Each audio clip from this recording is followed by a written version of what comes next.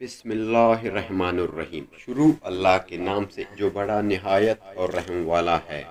وفا stories YouTube channel کے عزیز دوستو، آج ہم پیش کر رہے ہیں دل دہلانے والا واقعہ۔ قرآن مجید میں قوم لوط کا ذکر 17 مرتبہ آیا ہے۔ قوم لوط کا مسکن شہر سدوم اور امورا تھا، جو بحر مردار کے ساحل پر واقع تھا، اور قریش کے مکہ اپنے شام کے سفر میں برابر اسی راستے سے آتے جاتے تھے۔ یہ علاقہ 5 اچھے بڑے شہروں پر مشتمل تھا، جن کے نام سدوم، امورا، ادم، سبوبیم اور سغر تھے۔ ان کے مجموعہ کو قرآن کریم نے متفقہ اور متفقات یعنی الٹی ہوئی بستیاں کے الفاظ میں کئی جگہ بیان فرمایا ہے۔ سدوم ان شہروں کا دارالحکومت اور مرکز سمجھا جاتا تھا۔ جب حضرت لوط علیہ السلام اردن میں بحیرہ لوط کے پاس، جہاں سدوم اور آمورا کی بستیاں تھیں، وہاں آ کر رہائش پذیر ہوئے تو اللہ تعالیٰ نے انہیں اہل سدوم کی ہدایت کے لیے نبی مبعوث فرمایا۔ یہاں کے باشندے فحائش اور بہت سے گناہوں میں مبتلا تھے۔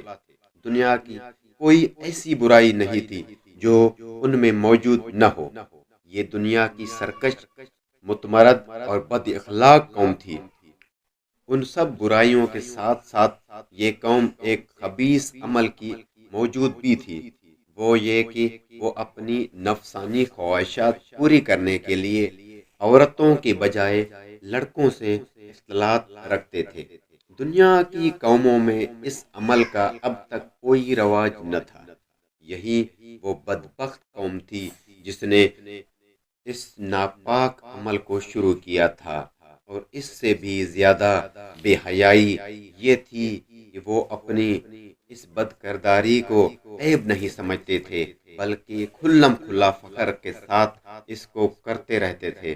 ان حالات میں حضرت لوط علیہ السلام اس قوم کو ان کی بے حیائی اور برائیوں پر ملامت کی، اور شرافت و طہارت کی زندگی کی رغبت دلائی، اور ہر ممکن طریقے سے نرمی اور پیار سے انہیں سمجھایا اور نصیحت کی، اور پچھلی قوموں کو بدعمالیوں کے نتائج اور ان پر آئے ہوئے عذابات بتا کر عبرت دلائی، لیکن ان پر کوئی اثر نہیں ہوا، بلکہ الٹا طنز کرتے ہوئے یہ کہنے لگے، یہ بڑے پاک باز لوگ ہیں، ان کو اپنی بستی سے نکال دو، اور بار بار سمجھانے کے بعد یہ کہنے لگے، ہم تو نہیں مانتے، اگر تو سچا ہے تو ہم پر اللہ کا عذاب لے آ۔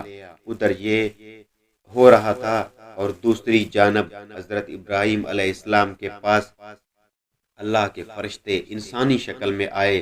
ابراہیم علیہ السلام نے انہیں مہمان سمجھ کر ان کی تواضع کرنی چاہی، لیکن انہوں نے کھانا کھانے سے انکار کر دیا۔ یہ دیکھ کر حضرت ابراہیم علیہ السلام سمجھے کہ یہ کوئی دشمن ہے جو حسب دستور کھانے سے انکار کر رہا ہے، اور پریشان سے ہو گئے۔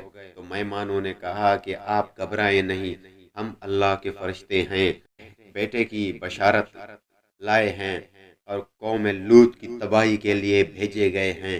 ابراہیم نے فرمایا، تم ایسی قوم کو ہلاک کرنے جا رہے ہو جس میں لوط جیسا خدا کا بزرگیدہ نبی موجود ہے؟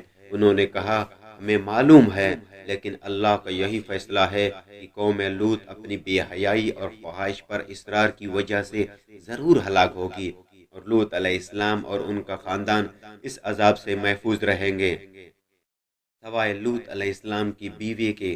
وہ قوم کی حمایت اور ان کی بدعمالیوں میں شرکت کی وجہ سے عذاب میں مبتلا ہوگی۔ فرشتے حضرت ابراہیم علیہ السلام کے پاس سے روانہ ہو کر سدوم پہنچے، اور لوط علیہ السلام کے یہاں مہمان ہوئے، اور یہاں یہ فرشتے خوبصورت اور نوجوان لڑکوں کی شکل میں تھے۔ لوط علیہ السلام نے ان کو دیکھا تو بہت پریشان ہوئے کہ اب نہ جانے قوم ان کے ساتھ کیا معاملہ کرے گی۔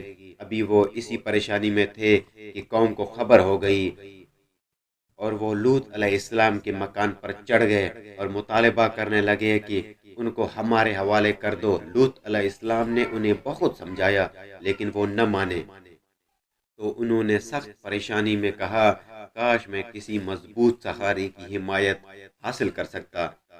فرشتوں نے ان کو پریشان دیکھ کر کہا کہ آپ گھبرائیں نہیں، ہم انسان نہیں ہیں بلکہ اللہ کی طرف سے بھیجے ہوئے فرشتے ہیں اور ان کے عذاب کے لیے نازل ہوئے ہیں۔ آپ راتوں رات اپنے خاندان سمیت یہاں سے نکل جائیں۔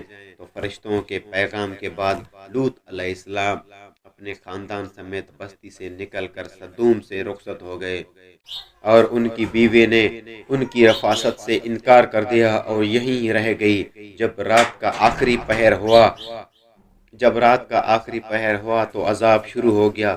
سب سے پہلے ایک سخت ہیبت ناک چیخ نے ان کو تہوہ بار کر دیا، پھر ان کے آبادی کو اوپر اٹھا کر زمین کی طرف الٹ دیا گیا اور پھر اوپر سے پتھروں کی بارش نے ان کا نام و نشان مٹا دیا، اور گزشتہ قوموں کی طرح یہ بھی اپنی سرکشی کی وجہ سے انجام کو پہنچے۔